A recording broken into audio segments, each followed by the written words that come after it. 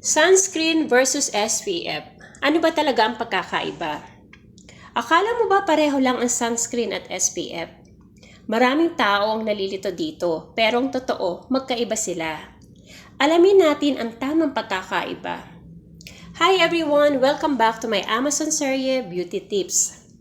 Kapag bumibili ka ba ng sunscreen, anong una mong tinitignan? Brand ba? Presyo ba? Or SPF like SPF 30, SPF 50, or SPF 100? Kung ang sagot mo ay SPF, kailangan mong panoorin ito. Ano ba ang sunscreen? Ang sunscreen ay ang actual skincare product. Ito ang cream, lotion type, gel type, stick, or spray na inilalagay natin sa ating balat para protektahan ito laban sa harmful UV rays. Isipin mo itong parang payong. Kapag umuulan, gumagamit tayo ng payong para hindi mabasa. Ganon din ang sunscreen. Ito ang proteksyon ng balat laban sa araw. Ano ang SPF? Okay, ang SPF, ang ibig sabihin nito ay Sun Protection Factor. Hindi ito produkto, isa lamang itong rating na makikita sa sunscreen. Halimbawa, may SPF 15, may SPF 30, may SPF 50, may SPF 100. Kadalasan natin itong makikita sa ating mga skincare products.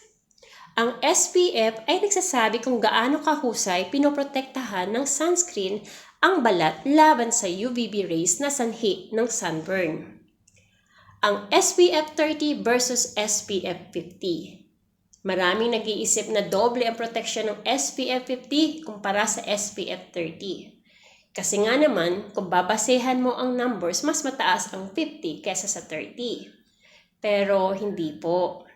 SPF 30 blocks around 97% ng UVB rays at ang SPF 50 naman blocks around 98%, while ang SPF 100 blocks around 99%. Napakaliit lang ng difference. Mas mahalaga ang tamang paggamit kaysa sa mas mataas na SPF. Sa susunod nating episode, ano naman ba ang UVA at UVB rays at bakit kahit nasa loob ka ng bahay ay maaari ka pa ring masira ang balat natin. See you po sa part 2. Bye!